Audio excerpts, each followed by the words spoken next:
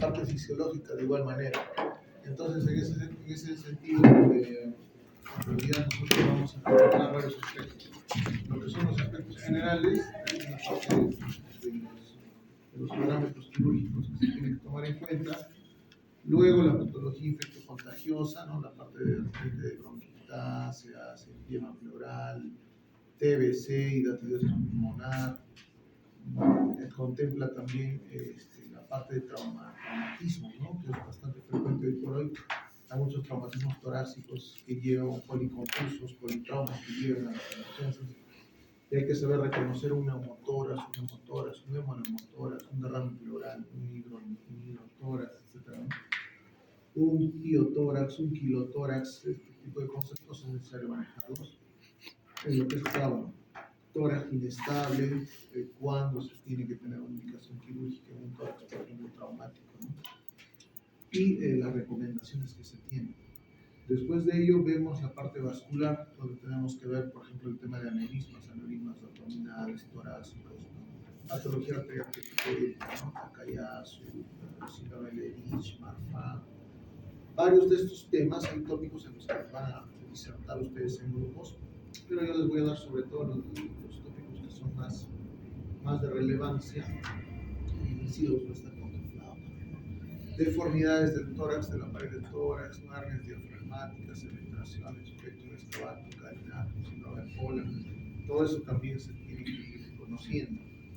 Y en la parte vascular también, accesos vasculares periféricos, hoy por ahí hay muchos pacientes que tienen patología renal y necesitan fístulas arteriovenosas para poder hacer la hemodiálisis.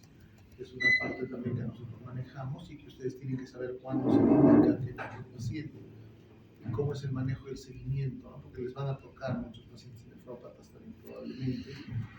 Por otro lado, vemos el manejo de la cirugía cardíaca y ahí vemos desde el hecho cómo se hacen los diagnósticos en problemas de patología cardíaca isquémica, cuando hay lesión de tronco, coronario, por ejemplo, en los infartos de distinto índole que tienen supradesnivel, infradesnivel, ¿no? Y cuando hay una lesión troncal, cuando se hace revascularización del miocardio, y en patología valvular, igual que es frecuente en la altura, los cambios valvulares, ¿no? Aórtico, mitral, ¿no? O las comunicaciones interventriculares, interauriculares, que ya va de la mano con patología cardíaca congénita. En la patología cardíaca congénita hay todas estas nociones que tenemos que conocer, cuando un paciente tiene tetralogía de Fallot, cuando tiene un clava anómala, por ejemplo, ¿no? Cuando hay, por ejemplo, un Fallot, etcétera, tipo o una transposición de grandes vasos, ¿no? ¿Qué síntomas podrían estar relacionados con el paciente? En esos términos vamos a ir avanzando. El tema de la anatomía quirúrgica pulmonar, si bien es cierto, son bases que uno va teniendo, pero que ya cada uno más o menos lo conoce. Y en la parte de anatomía no vamos a recordar del todo, pero sí los parámetros más importantes que ustedes recordarán. En el tórax anterior, en el tórax posterior, vemos los espacios intercostales. En este caso, un parámetro importante para nosotros y para ustedes debe ser el cuarto espacio intercostal. El cuarto espacio intercostal es el nivel donde se bifurca la tráquea. De la tráquea va a pasar a tronco derecho y tronco izquierdo principal, ¿no? Entonces la carina más o menos está en el cuarto espacio intercostal. Los drenajes pleurales, cuando hay derrames o cuando hay neumotórax o hemotórax, tienen que hacer en el segundo espacio o en el cuarto y quinto espacio intercostal. Neumotórax en el segundo espacio intercostal, línea media clavicular, eso es acá la línea media clavicular. Y en el cuarto, quinto hasta sexto espacio intercostal puede utilizarse la línea media axilar anterior, media o posterior. En ambos lados. Lateral, opción lateral derecha o izquierda, ¿no? Acá, ¿no? Entonces una línea axilar media, línea axilar anterior, una línea axilar posterior, a la altura del escápulo. De todos esos parámetros podemos ir haciendo los drenajes cuando lo amerita el caso, ¿no? Entonces igual acá vamos a ir teniendo componentes como la cisura por ejemplo del lado derecho que se divide en tres lóbulos. La horizontal se va a dar entre el tercer y cuarto, es un parámetro más o menos, y en la posterior, que vamos a ver más adelante, y en el lado izquierdo también, entre cuarto y quinto más o menos está la cisura que va a dividir el lóbulo superior del inferior, ¿no? A nivel de la horquilla external, tenemos que darnos cuenta que por detrás de la horquilla external podemos lesionar qué cosa, las carótidas, los troncos el tronco brachiocefálico y la vena innominada, ¿sí?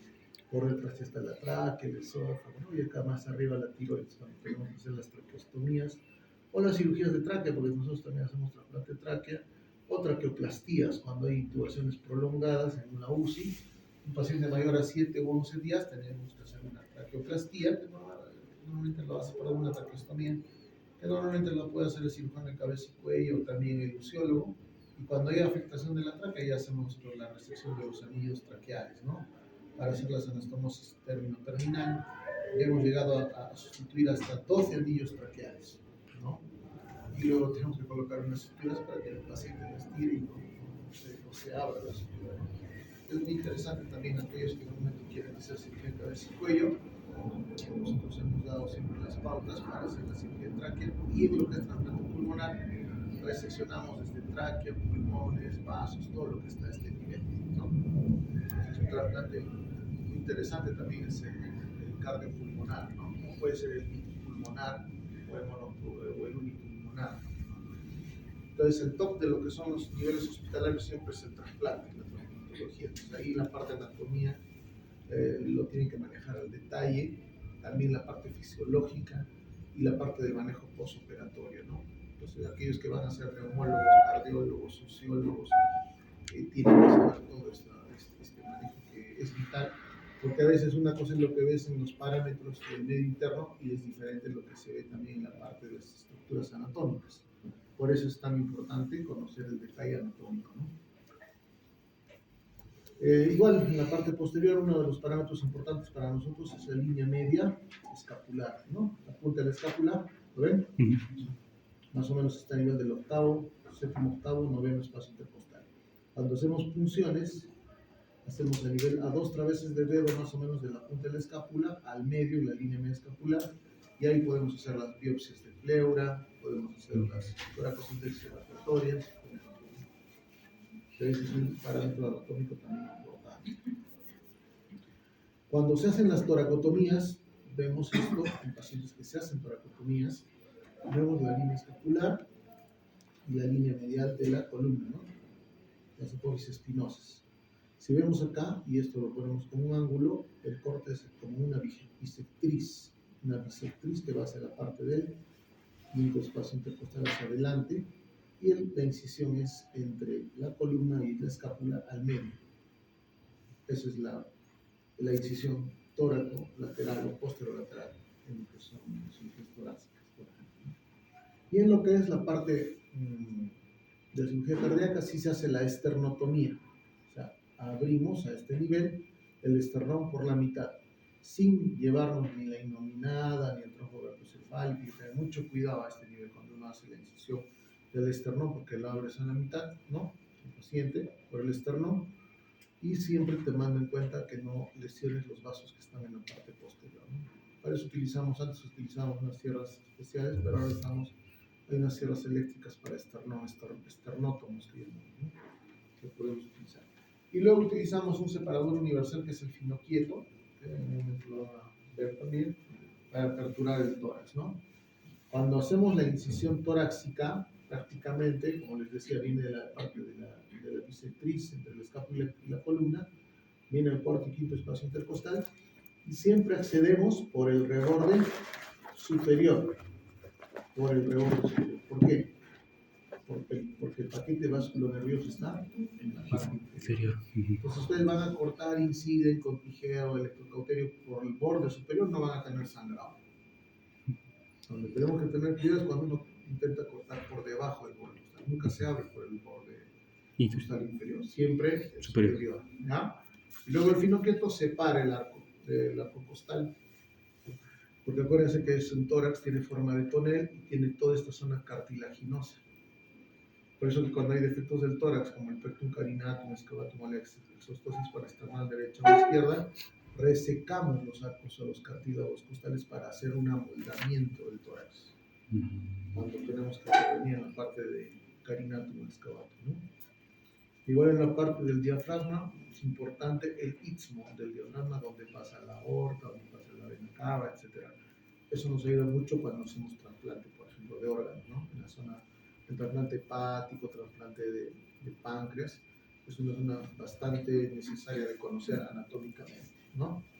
Y eso es lo que les decía, los músculos intercostales, medios, externos, medios, internos, ¿no? Que son longitudinales, transversales y longitudinales. Entonces vamos desde la piel, tejido celular subcutáneo, los músculos, ¿no? Serrato mayor, dorsal ancho, y vamos pasando a los intercostales por encima del reborde superior. costal. Acuérdense también que por acá viene que arteria a los lados del esternón, a la derecha y a la izquierda, arteria mamaria. Ya lo vamos a ir viendo con los cuadros que veamos después. Esto ya lo sabemos, lóbulos y cisuras del pulmón derecho y pulmón izquierdo.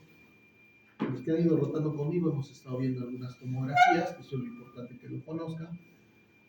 Existen las impresiones de las cisuras accesorias, las impresiones pulmonares como la del lóbulo ácidos, ¿no? Los estudios hoy por hoy ya que te ayudan mucho a determinar cómo está la vascularización, ¿no? La resonancia, eso, las angiotomografías nos ayudan mucho. Inclusive hacemos reconstrucciones en 3D ya en otros lugares. Se arman previamente a una cirugía compleja, se arma una maqueta en 3D y ahí se hace la práctica, o podemos utilizar simuladores también para poder hacer una cirugía de alta complejidad, ¿no?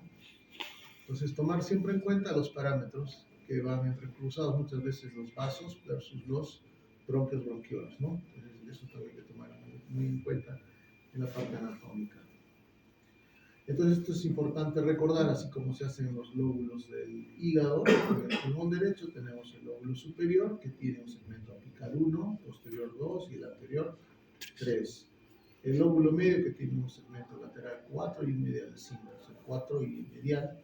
Y el lóbulo inferior, que tiene el 6, el basal medial 7, el 8, 9 y 10. Y en el lado izquierdo ya se juntan el 1 con el 2 para hacer el apico posterior, que es el 1 y 2. El anterior 3, el superior de la lígula 4, el inferior de la lígula 5.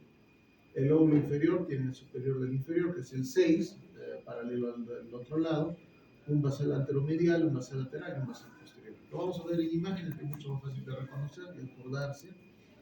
Por ejemplo, aquí en la estructura de esas son las impresiones, ¿no?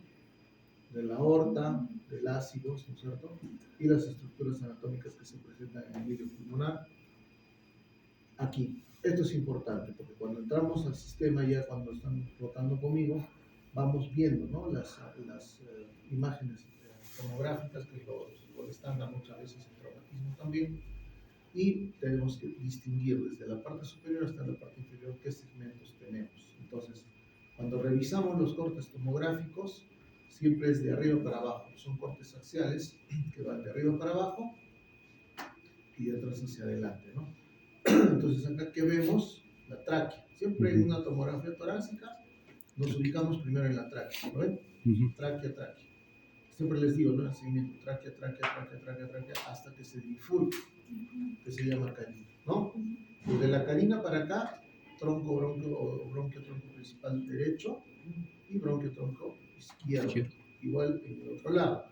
Cuando está la bifurcación, ya los segmentos inferiores inmediatamente ocurren, son los segmentos 6. Fácil de acordarse. En la tomografía, el segmento 6 ni bien se bifurca la tráquea. Entonces ahí está el 6. Ya todo lo que sea después de la bifurcación para arriba son lóbulos superiores, y lo que está por debajo de la carina, lóbulos inferiores. Fácil de darse cuenta, ¿no? En la parte digamos, de los lóbulos superiores aparece el segmento 2 es más posterior y el segmento 3 es anterior. Fíjense acá, se une el S1 con el S2 y se hace el apico posterior. ¿No? Y este es el posterior. Entonces es nada más darse cuenta de eso. Y en la parte de los lóbulos inferiores o los segmentos inferiores hay que ir viendo el orden de las manecillas del reloj. Fíjense acá. ¿Qué vemos acá? 7, 8, 9 y 10. En contra de las manecillas del reloj. En cambio, en el lado izquierdo, 8, 9 y 10. Al revés. ¿No? 7, 8, 9, 10, 8, 9, 10. No va a ser tan exacto, pero más o menos ustedes cuando vean una tomografía se van a poder ubicar dónde están los segmentos. Sencillo, ¿no? Con esa imagen, fácil de acordar. ¿Listo? Muy bien, chicos. Acá, entonces, bueno, y ahí se lo van a distinguir ahí todas las atlas, les grafican y todo, pero lo más importante es darse cuenta de este estructura. Y estas son ya vistas anterolaterales, posteriores, ¿no? De los segmentos. Lo importante es saber que la unidad pulmonar quirúrgica es el segmento pulmonar. Y luego vienen los lóbulos, ¿no? Y las estructuras vasculares de toda la parte quirúrgica. Importante cuando uno hace una cirugía pulmonar, en cualquier cirugía siempre aquello que está cerca al tronco, los vasos cercanos al tronco, tienen que tener doble ligadura, doble sutura, doble grapa. Igual acá, una sutura y recién cortamos.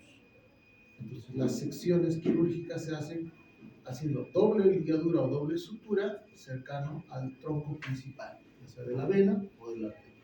Podemos tener accidentes cuando vamos resecando entre arteria y bronquio, es por eso que el detalle de la parte quirúrgica pulmonar siempre se hace con mucho cuidado, ¿no? Bueno, y esto es básicamente para recordar, se los voy a pasar a todas las imágenes igual, las diapositivas para que estén. Y eso es lo que hablamos, ¿no? La vena inominada, la cual está presente ahí, qué segmentos vasculares irrigan la tráquea, ¿no? Para recordar básicamente.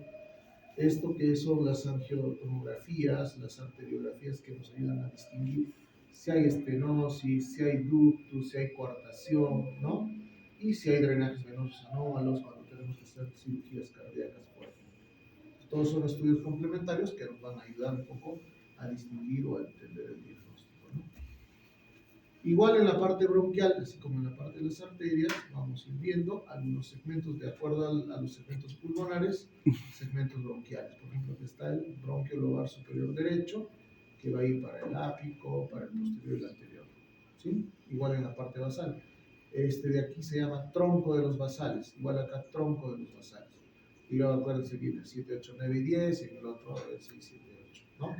Acá en el lado izquierdo no estaba el 7, casi. Y hemos visto en la tomografía, ¿no? Solo para recordar. Bueno, hay algunos segmentos bronquiales y hay algunos cambios también que se pueden ir haciendo cuando se hace cirugía de cáncer pulmonar, se hace vaciamiento ganglionar y a veces ocurre este entrecruzamiento. Esta es la arteria pulmonar. La arteria pulmonar. ¿A dónde va la arteria pulmonar? Hacia el ventrículo derecho. Bueno, acá lo mismo, las resecciones, los segmentos lobares. Y aquí igual puede haber un entrecruzamiento entre arteria, vena y bronquio y hay que tener cuidado a no llevarse las venas o las arterias, ¿no? Cuando hacemos la resección.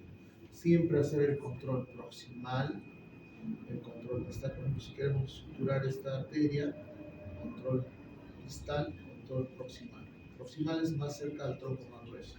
Aquí hay que poner doble ligadura y aquí una sola, ¿no? Y estas son las venas pulmonares. ¿Que llegan a dónde? A la auricula izquierda. Así que van a ser cardiólogos.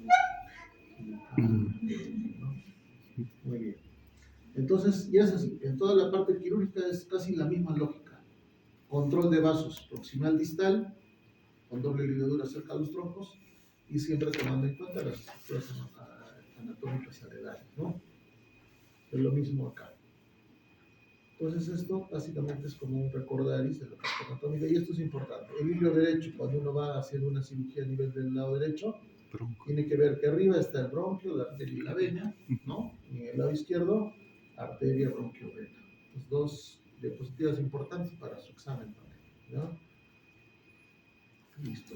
Entonces, ¿qué otros aspectos? El nervio frénico, que también es importante conocerlo, porque a veces hay parálisis diafragmática, o hay eventuaciones que se van a ir dando también por esa razón, ¿no? Esta es una estructura un poco ya más posterior, donde están las venas pulmonares que van efectivamente al lado izquierdo, la pulmonar, la vena cava superior, la aorta, el callado de la aorta, tanto el cefálico derecho, el subclavio entre el derecho e izquierdo, y el esófago, ¿no? Que va al lado derecho de la aorta.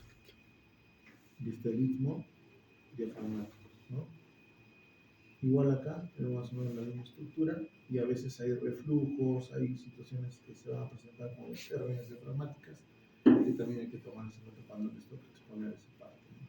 El nervio frénico es un parámetro anatómico importante porque nos permite acceder al saco pericárdico por delante del nervio frénico. Cuando hay traumas cardíacos, cuando hay lesiones por arma blanca, tenemos que abordar por la parte delantera al nervio frénico. Igual tener en cuenta, fíjense acá, ya viendo de atrás la estructura anatómica, ¿qué es esto? Es la tráquea. Tiene la Sí. pared anterior cartilaginosa y la posterior membranosa. Y aquí está el esófago. ¿Qué pasa cuando hay una intubación prolongada en la UCI? Que llega hasta acá más o menos el capo, que es como un globito. Puede lesionar esta pared membranosa y va a ser una fístula tráqueo-esofágica. Eso pasa normalmente en pacientes de la UCI y tenemos que hacer reparaciones a este nivel, ¿no? En la parte arterial igual, similar, nos vamos a ir al resumen que está por acá, y el resto lo van revisando, ¿no? Aquí, solo para recordar, ¿no? La denominación de algunos trombos arteriales. Esta es la arteria basal común, que va a dar origen a toda la irrigación de los segmentos que hemos hablado, el 7, 8, 9, 10, y acá el 6, 8, 9, 10, ¿no? Entonces igual, arteria basal común o el tronco de los basales también le decimos, ¿no? Y algunas segmentarias que uno va a ir recordando, básicamente por denominación. Bien. Pasa lo mismo en las venas. Acá hay un resumen para que se acuerden de las venas. Y en esta parte, el que vemos acá.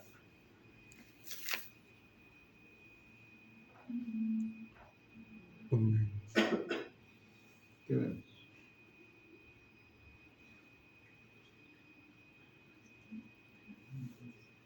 ¿Qué es esto? Caída aórtica. Ya no hay el pulmón, se salió el pulmón, lo retiraron. Es una neumonectomía, ¿no? Sale el pulmón, es la caja torácica. Aquí están todo lo que hemos visto acá es una vez acá cuando uno liga o hace poligramas, ¿no? Es el caído aórtico, hay algunos ganglios. ¿Qué es esto? Es el saco pericárdico. Este es el nervio frénico, como les decía. Y si vamos a acceder a la cavidad cardíaca, por delante de este nervio. ¿Sí? Bonito, ¿no? Se ve así, fácil de entender. Muy bien, entonces vamos viendo. Ahora, pasa con los linfáticos. Con los linfáticos existen varias clasificaciones. La de Narukia, de la American Joint Committee, todavía es muy frecuente, se utiliza. Y vemos cadenas ganglionares que cuando, por ejemplo, hay un tumor por este nivel, tenemos que hacer por lo menos el vaciamiento de 6 a 8 cadenas ganglionares aledañas. No queremos que haya metástasis. A veces nódulos solitarios, tenemos que hacer un vaciamiento ganglionar. Por eso es importante la parte anatómica de los ganglios, ¿no, chicos? También hay este otro que podemos ver en el thoracic surgery, que es de la Estados Unidos. De la Academia Americana. Igual tienen clasificación ganglionar por niveles de ganglionares para hacer el vaciamiento, ¿no? Este es otro patrón ganglionar que se puede utilizar también, que son ganglios paraórticos, ganglios supraórticos, ¿no? Y rutas para retirar ganglios cuando hacemos cirugía de cáncer. Esta es una clasificación que también la pueden recordar. La American Joint Committee. Igual, ¿no? Son ganglios mediastinales superiores, aórticos, mediastinales inferiores y ganglios broncotumorares. Acá hay algunos nichos o pozos linfáticos. Igual, es importante retirarlos cuando está cercano a una lesión pulmonar o cancerígena. Y finalmente el conducto torácico, que nace en la cisterna de Beckett, ¿no? Y va ascendiendo al ángulo yúgulo subclavio. A veces cuando hacemos cirugías torácicas lesionamos algo de este conducto y empieza a haber kilotórax. Igual en el abdomen, ¿no? Entonces para eso es importante, porque es un drenaje importante de todo lo que es el linfático, ¿no? Ahora lo mismo, tenemos una paciente trasplantada de riñón que ha tenido un problema y está haciendo un derrame linfático, hay una linforragia. Estamos tratando de cohibir, a veces es complicado, pero sí se tiene que trabajar la estructura anatómica del conducto torácico. Muy bien, eso respecto a anatomía quirúrgica, que es la penal. Vamos a ir avanzando un poco.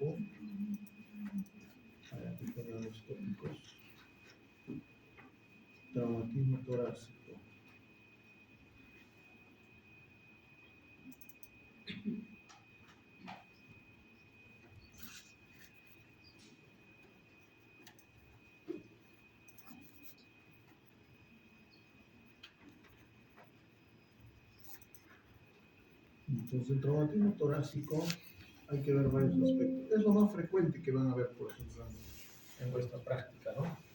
El trauma torácico puede ser abierto o cerrado, como vamos a estar viendo, y obviamente nace de una lesión que pueda ser, que requiera manejo de prioridades, ¿no? Puede ser un trauma abierto, ¿no?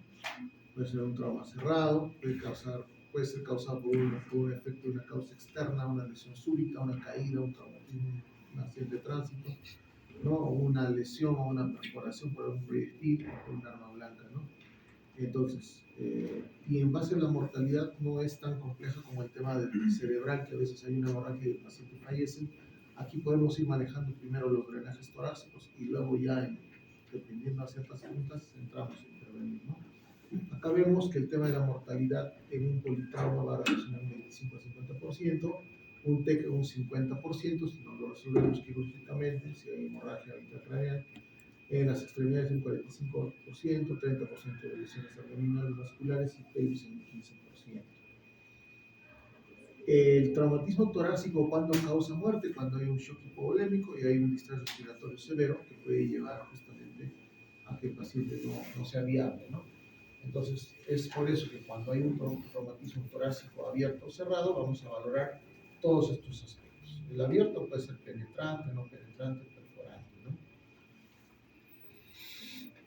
La mayoría de las lesiones se ven en ambientes donde hay obviamente bastante agresividad. Hoy por hoy se ve mucho en Lima, en ciudades que tienen mucha delincuencia, el tema del traumatismo, ¿no?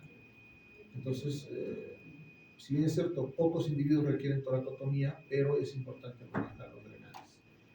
Igual manera, el traumatismo torácico o las heridas contusas que se evidencian fácilmente, hay que ir observándolos entre 48 y 72 horas después de que ocurra, al menos el traumatismo torácico. A veces el paciente llega al hospital, a una clínica, a un centro médico y ya vuelve en unas horas. Siempre es importante monitorizar hasta 72 horas a un trauma torácico. No le van a dar de alta inmediatamente, no, pero que vuelva un poco. Hay que monitorizar. O si está cerca, pues que vuelva a las horas, el día siguiente, para pedir una placa y evitar que no haya una motoras que se nos haya ido de la observación. ¿Cuándo se hacen toracotomías de emergencia? Cuando hay un hemotórax masivo, que ya hay un vaso importante que está sangrando, cuando hay una fuga también importante de aire, cuando hay una lesión bronquial importante, una ruptura de tráquea o bronquio principal, en este caso hay que hacer toracotomía para reparar los bronquios, por ejemplo. Cuando hay hemoptisis masiva, cuando hay una lesión de diafragmática tardía, en trauma cardíaco penetrante, también se hace toracotomía de emergencia. Cuando hay lesiones de grandes vasos como la aorta, la vena cava, o obviamente lesiones esofágicas en algunos casos, ¿no? En exploración del esófago torácico también, en lesiones de esófago, y bueno, cuando requiere una reanimación cardiopulmonar avanzada o un masaje cardíaco directo, que también puede ocurrir. Ya la embolemia, el paciente ha perdido prácticamente toda la bolemia, y para darle masaje ventricular tenemos que hacer una toracotomía y llegar hasta la zona del masaje, ¿no? Esto es una serie de secuencias cuando hay multitrauma, politrauma, y ahí vemos que sí, en un gran porcentaje va refiriéndose a un neumotórax, hemotórax o asociado al neumotórax, ¿no? Otro tipo de traumatismos, fíjense que es importante, hay lesiones diafragmáticas en gran frecuencia, la del hígado también, el vaso, son lesiones bastante frecuentes, y luego ya vienen las otras, ¿no? Vasculares mayores, estómago, riñón, páncreas, ya son en opacidad, pero sí de tomar en cuenta las lesiones más frecuentes, ¿no? ¿Qué vemos acá? Si acá hay una expansión pulmonar, acá ya está colapsando, puede haber un neumotórax, ¿no? Que es aire. Y una lesión de hemo ya es en la parte más inferior, ¿no? Muy bien, entonces, igual que en cualquier maniobra de reanimación, siempre tomar en cuenta la parte hemodinámica y ventilatoria.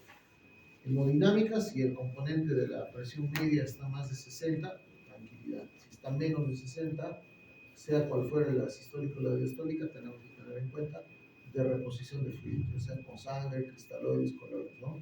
Se puede colocar simplemente en lactato, podemos utilizar unas soluciones polielectrolíticas en algunos casos para retener la bulimia, y sangre, ¿no? Cuando ha habido mucho sangrado en el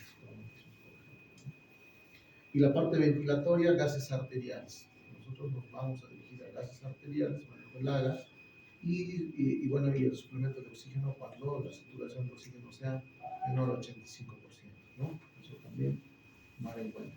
Es lo que les decía, ¿no? Una función diagnóstica o evacuatoria a nivel del octavo espacio intercostal, ya lo conversaba hace rato, a 2 traveses de dedo de la punta de la escápula y sin miedo, directamente. Ingresamos con una jeringa de 20, una llave triplivia y al lado anexamos también un abocato, sino una sonita evacuatoria, ¿no? Entonces, aspiramos, movemos la llavecita y vamos a ir retirando. A veces podemos ver lesiones de sangrado, a veces podemos ver lesiones TB cuando hay un líquido citrino, reumáticas cuando son como lavado de carne, un lavado de carne. Puede haber patología reumática, oncológica también, cáncer genero también de órganos pleurales, ¿no? Eso ocurre. Muy bien, entonces, igual, como decía, vemos la vía aérea permeable, la parte hemodinámica. Cuando hay hemoneumotórax, las guías de la British Thoracic Surgery habla de manejo de drenajes en neumotórax, ¿en dónde más? En derrames pleurales malignos, en empiemas, en hemoneumotórax traumáticos y en el manejo postoperatorio. En estas circunstancias utilizamos drenajes pleurales, ¿no? Torácicos. El neumotórax, atención, es otro de los aspectos que ustedes consideran una emergencia en el manejo del traumatismo torácico, ¿no? Y vemos que cuando ocurre una lesión traumática a nivel de cualquiera de los hemitórax, ¿qué va a ocurrir? El vinifán, que es la pleura, se lesiona, ya sea por una lesión costal. ¿Y qué va a ocurrir? Colapsa, porque a nivel del tórax hay presión negativa, de menos 10 a menos 20 centímetros de agua de presión atmosférica. Entonces, el colapso del pulmón, ¿qué va a ocurrir? Va a hacer que haya abolición del monorio vesicular, una desviación lateral de la tráquea, ¿no es cierto? Y puede haber un colapso del otro lado. El paciente nos hace una parada cardiorrespiratoria. Entonces, por eso el neumotórax, atención, es importante drenar, ¿no? Entonces, ¿qué pasa? Va a haber un efecto de válvula en la pared torácica, colapsa el pulmón y ahí viene la emergencia, ¿no? Desplazamiento de mediastino, compresión. Entonces, igual, en un neumotórax podemos drenar en el cuarto, quinto o en el segundo espacio intercostal por debajo de la línea media clavicular. Con una boca de niños en neonatos, a veces un barotrauma con un ventilador mecánico, hay que ponerle su boca, ¿no? Su llavecito delgado del calibre del tórax, ¿no? Entonces, en neumotórax, atención, vamos a tener varias características clínicas, dolor torácico, dificultad respiratoria, taquicardia, hipotensión, tráquea desviada, ausencia de movimiento vesicular, distensión de las venas del cuello, infiltración yugular, 1, 2, 3, depende del grado y del tipo de incremento del neumotórax, ¿no? Entonces, ¿qué hacemos ahí? Cerramos la lesión, la lesión que apertura el tórax y colocamos una boca hacia una trampa de sello de agua, ¿no? Como vemos acá,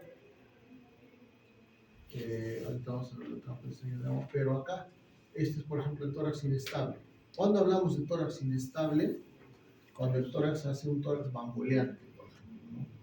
Y por lo general, muchas de las guías de los textos hablan que puede haber, por ejemplo, unos 20 centímetros cuadrados de área donde hay doble o triple lesión en arcos costales aledaños.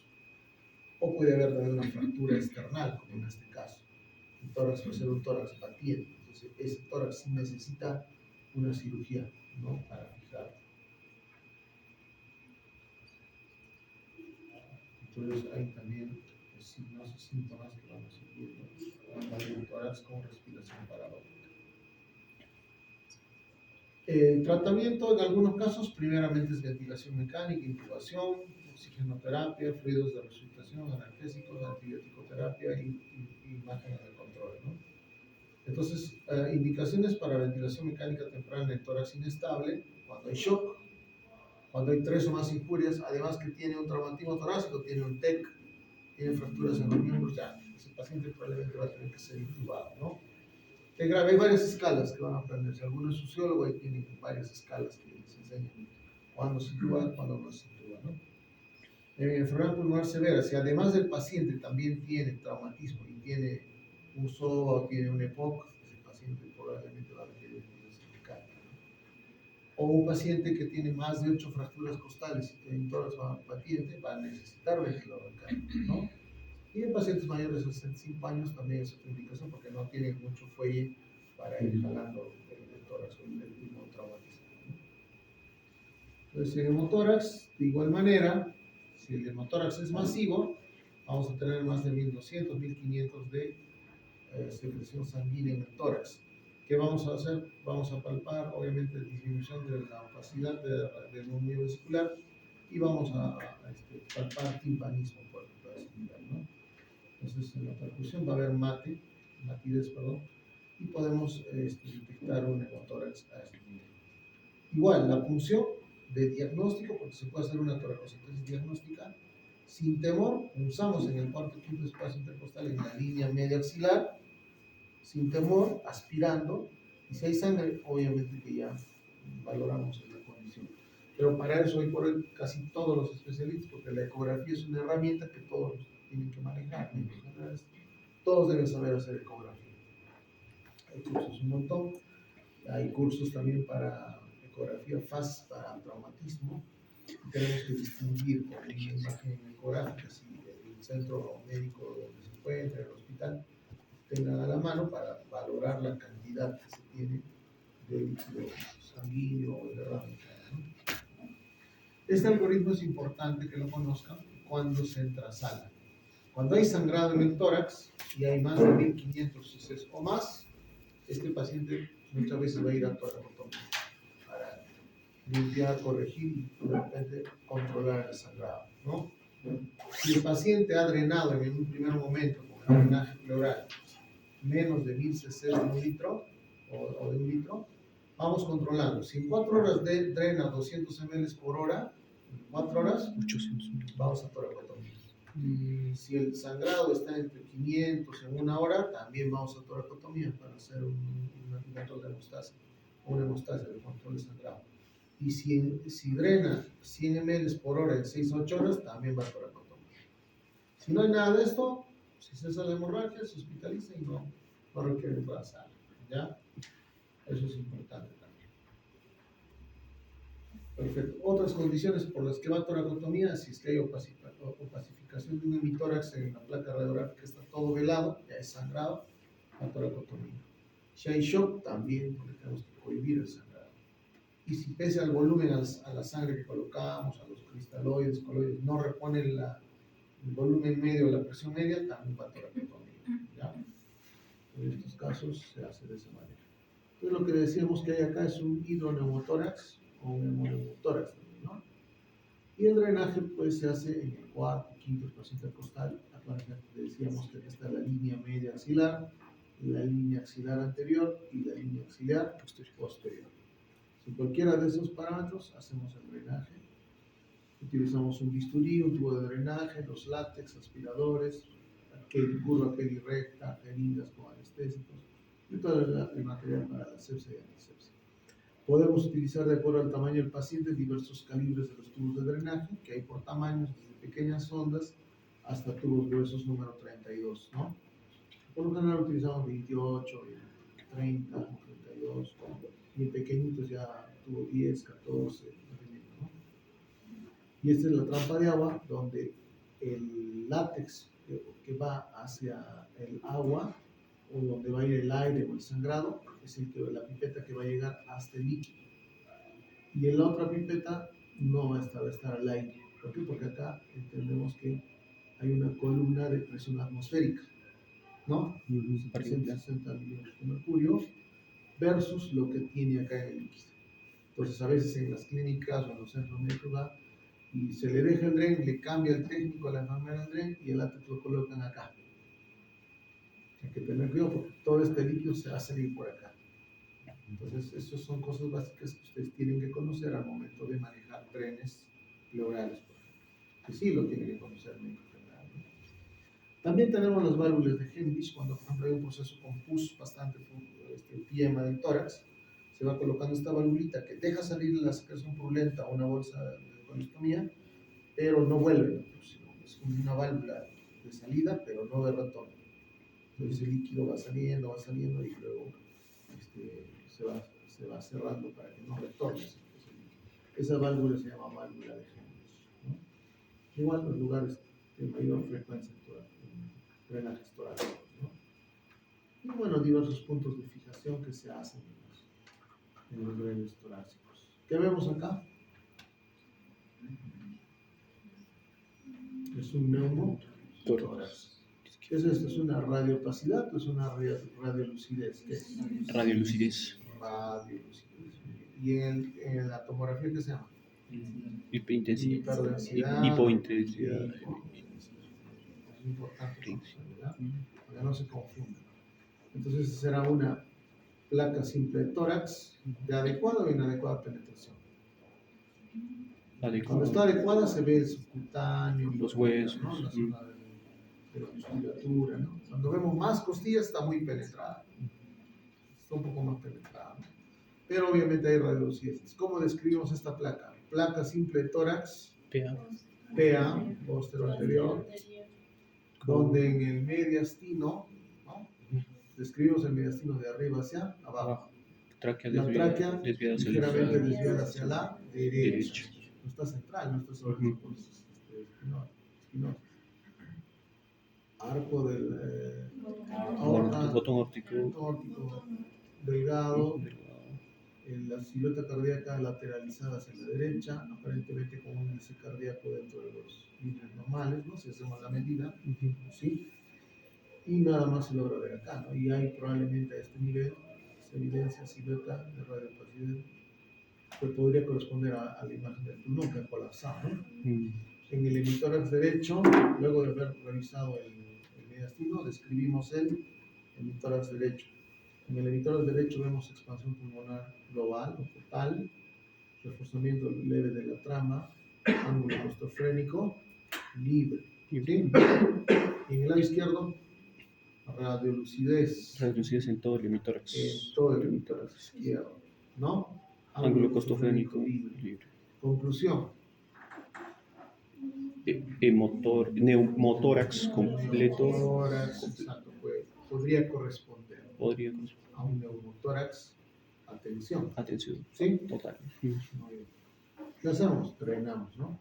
Colocamos el dren, ahí hay un link para gente. Y este es el sello de agua ese que les decía, que va al aire, la pipeta, y el otro sí va hasta el agua. Por lo general tiene que estar el líquido hasta la pipeta del otro lado. Hoy por hoy, claro, ya hay sistemas un poco ya más ¿no? comerciales que ya no tienen a esto, entonces digamos algo rudimentario, porque no, todavía se usa. Esto que te cuesta 20 soles versus uno que te cuesta 800 soles, ¿no? Entonces, pasa también. Pero normalmente hoy ya tenemos los efectos que son diferentes, pero tiene más o menos la misma lógica, ¿no? Taponamiento cardíaco. ¿El taponamiento cardíaco qué pasa? Se llena el saco pericárdico y hay colapso de las aurículas, parada cardíaca, ¿no? ¿Qué pasa? ¿Qué vamos a encontrar? Ingurgitación yugular, ruidos cardíacos disminuidos, disminución del complejo PQRS, etc., ¿no?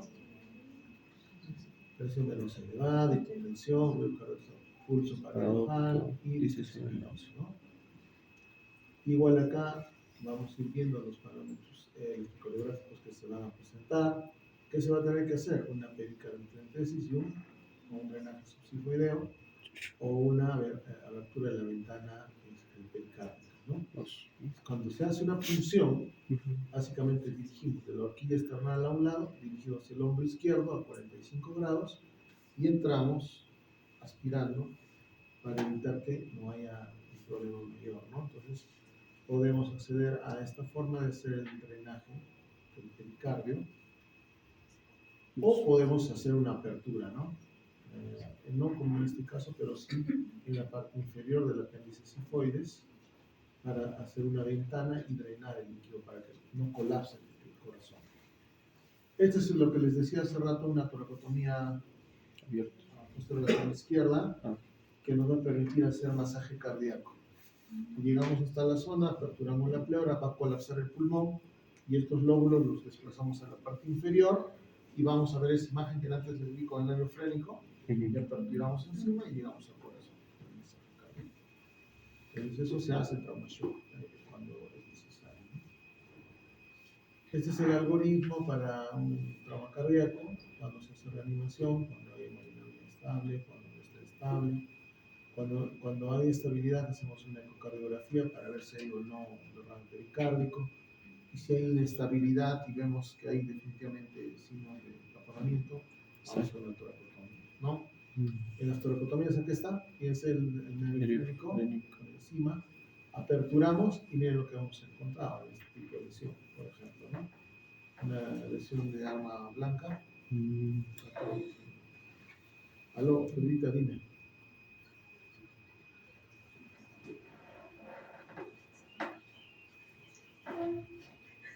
Uh-huh.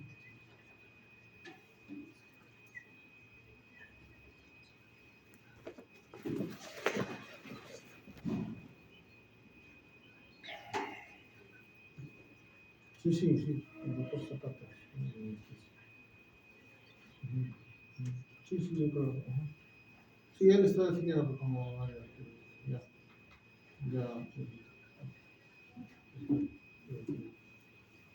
Entonces, fíjense acá, ¿qué se hace en un desgarro o una lesión cardíaca? Porque este tejido es músculo cardíaco, ¿no?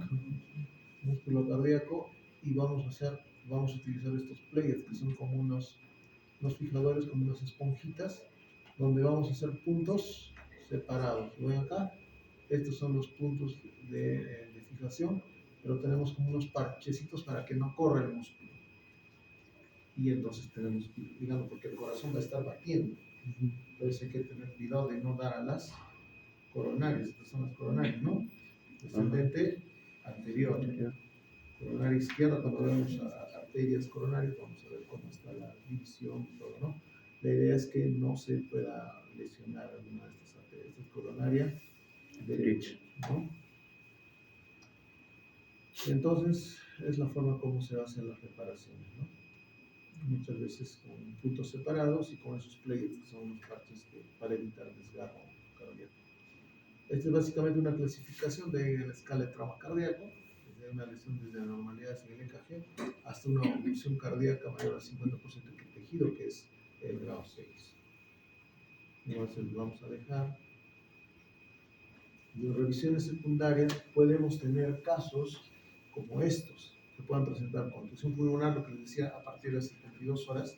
Si el trauma ha sido importante y extenso, ese pulmón, un amoratamiento que va a tener ahí sobre un derrame, un sangrado intravascular y también intraalveolar, va a generar una contusión pulmonar, entonces habrá falla respiratoria. Esto por lo general se verifica a las 48 horas, 72 horas del trauma, ¿no? Puede haber una contusión miocárdica también, tipo infartos, disfunción aórtica cuando la zona que está adosada a la aorta puede generar una disfunción y puede haber una muerte inminente, ruptura diafragmática, disfunción traqueobronquial y disfunción esofágica. En la contusión pulmonar, fíjense acá, como hay un microsangrado, ¿no? Hemorragia que ocupa el espacio aéreo y el intersticio pulmonar, sin disrupción mayor de la arquitectura pulmonar que ha generado todo este sangrado. Y eso pues está dentro de los alveolos, en el parénquima pulmonar, y ese paciente muchas veces se va a agotar y va a necesitar ventilador en algunos casos, ¿no? Entonces la contusión pulmonar es un problema bastante delicado, que cómo se controla, se tiene que evitar colocar muchos fluidos endovenosos para no congestionar ese pulmón. Entonces hay que hacer un manejo fino en la parte de UCI para que la contusión pulmonar vaya resolviendo ese poco. ¿No? Fíjense acá hay unos amigos que están en ruptura y pueden haber también en contusión pulmonar estas fuerzas desgarrantes y compresivas que van a generar, por ejemplo, este tipo de contusión por fuerzas desgarrantes, como un estallamiento del tórax, una caída de una altura considerable, o con fuerzas compresivas directas, como un accidente automovilístico, ¿no? Compresión del timón o el mismo cinturón, ¿no? Muy bien, entonces, igual, los síntomas van a ir asociados a disnea, noticias, taquipnia, van a haber roncos, sibilantes, hipoxemia, hipercarbia e incremento del gradiente del nivel arterial, ¿no? Entonces, acá es importante en los gases, ¿no? En los gases arteriales hay una fracción que uno evalúa que es el FiO2. Entonces, si el FiO2 está por debajo de 100, ya estamos hablando de injuria pulmonar. Entre 100 a 200 y 300 a más es lo normal. Es una moderada, está entre 100 y 200 del FiO2, ¿no? Entonces eso lo sacamos de los parámetros de los gases arteriales y de acuerdo a eso también vamos manejando. Acuérdense que todo trauma torácico también puede generar una neumonitis y una neumonía postraumática. Por eso que el paciente debe requerir antibiótico-terapia y también algunos diuréticos que nos ayudan muchas veces a descongestionar el pulmón, ¿no? Entonces, por lo general, en traumatismo torácico tiene que indicar una ceftriaxona, una cefalosporina de primera o tercera generación, antibióticos. El manejo del dolor es importantísimo en trauma torácico. Hay que dar, por ejemplo, un opioide y un aire, ¿no? Podemos usar de repente metamizol con tramal, ketoprofeno con tramal, ¿no? Eso, aparte que utilizamos la ceftriaxona, por ejemplo, ¿no? Entonces, utilizamos, ya si vemos un componente purulento, ya le adicionamos clindamicina y luego ya subimos una escala mayor, que ya es meropenema, ya dependiendo, ¿no?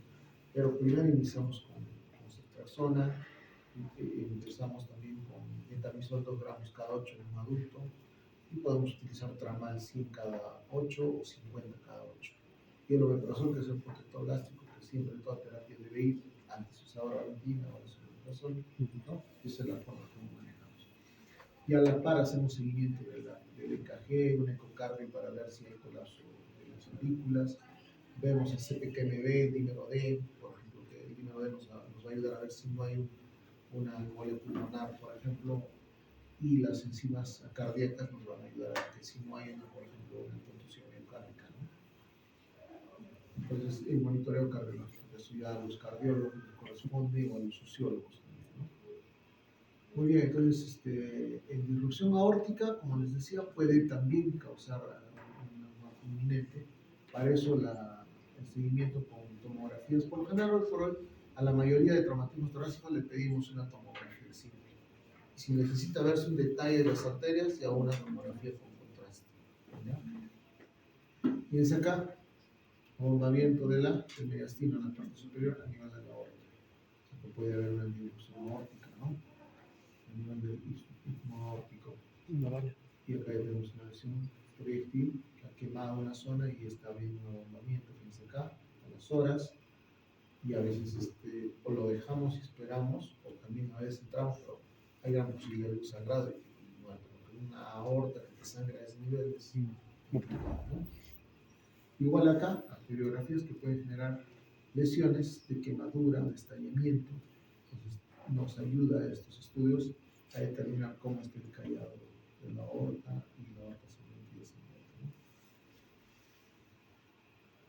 Hay rupturas traumáticas diafragmáticas, claro, y vamos a ver los grados, ¿no? Un grado 1, una lesión diafragmática, habla de una contusión. Un grado 2, una laceración igual a 2 centímetros. Un grado 3, una laceración de 2 a 10 centímetros. Un grado 4, mayor a 10, con pérdida de tejido a 25 centímetros cuadrados. Un grado 5, con pérdida mayor a 25 centímetros. Probablemente la 3, 4 y 5 vayamos a repararlas con parches, con algunos puntos a nivel del diafragma, ¿no? Bueno, pueden haber diversas lesiones a todo nivel. Es un neumomediastino, ven acá, que también a veces requiere drenaje. Indicaciones de cirugía temprana en un trauma cardiopericardico, estado de choque continuo inestable, hemorragia prolongada, escape de aire o incapacidad para oxigenar o ventilar por ambos lados pulmonares, sospecha de lesiones vinculadas al corazón, grandes vasos, esófago. Todo ello, por ejemplo, podría tener una indicación de cirugía temprana, ¿no? Entonces, eso es lo que podemos decir respecto al traumatismo torácico abierto y cerrado. Acá les vamos a poner un casito. Igual ustedes en su serie de congresos igual pueden ir presentando algunos casos que consideren necesarios. Esto se hizo un paciente de 26 años, era un policía, estaba en una moto y tuvo una lesión importante salió volando por la motocicleta a hacer unas barras de fierro y el paciente fue auxiliado por los bomberos con pérdida de conciencia, dificultad respiratoria severa, exposición de órganos intratorácicos, sangrado profuso, ¿no? Entonces, a veces los pacientes pueden llegar con estas características y no necesariamente uno tiene que ya se murió. O sea, tomar en cuenta, ya, a ver qué pasó acá, ya. Entonces, todo lo que hemos aprendido y empezamos a ver, vamos viendo el daño, ¿no? Control de daño, a ver qué sangra, qué no sangra, si ha afectado algo más severo, ya ahí sí debemos tomar en cuenta. Pero todos estos politraumas, vía aérea, intubación, colocación de catéteres para el control de la volemia, ¿no? Y luego vamos viendo ya el tema anatómico, cómo va, ¿no? O sea que en este caso, por ejemplo, las unidades de trauma shock por lo general tienen que tener inclusive sus salitas tipo quirúrgicas para ir a aperturar tórax, etcétera, ventiladores mecánicos, monitores, y algunas áreas que solamente se separan con cortinas para luego tener espacios más amplios. Por ejemplo, hay multivíctima, ¿no? Que vienen varios a la vez, ¿no? En un estallido, etcétera, ¿no? Pueden venir varios. Por eso que las unidades son bastante flexibles en este caso, ¿no? Entonces tenía lesiones torácicas de exposición de tejido en un 40%, abulsión de músculos pectorales, serratos, sangrado moderado y el choque hipovolémico. Ya vemos la media menor a 60, taquicardia de 148 latidos por minuto, saturación 85. Y igual, cristaloides, coloides, sangre de reposición, catéteres, ¿no? Descartemos el taponamiento cardíaco, revisamos si hay abombamiento en el pericardio, si no hay, nos queda la tranquilidad, que solo es manejo pulmonar, y ya luego el cardíaco, en el caso que se necesite, ¿no? Y así sucesivamente, luego se rearma el tórax, ¿no? Con algunos hilos de alambre. Pueden haber también láminas que utilizamos las líneas para armar el tórax o para fijar los arcos costales, ¿no? Y bueno, luego se reestructuran también los músculos, se dejan drenes, ¿no? Y luego se trata de cerrar la lesión. Aparentemente era muy terrible por fuera, pero vamos reparando poco a poco, ¿no? Tomando en cuenta la reposición de volúmenes y también el manejo de la vía respiratoria. Finalmente queda el paciente con daño, pero pues con vida, ¿no? Y hay de esos casos. Y bueno, hay unas imágenes, no sé si tenía acá de las barras, ya se las voy a mandar también de nuevo para que hoy por hoy, cuando se hacen múltiples fracturas, podemos colocar unas barritas o láminas con abrazaderas, inclusive cuando hay un daño de bastante lesión costal, ¿no? Y bueno, es básicamente evitar el tórax inestable, porque a veces el paciente con un tórax inestable no va a salir fácilmente del ventilador mecánico, entonces necesitamos fijar los arcos costales. Ya, chicos, entonces hasta acá va a ser la clase. Vamos a ver. ¿Alguna pregunta? ¿Alguna duda? Ya cuando les toque ya saben qué hacer, ¿no?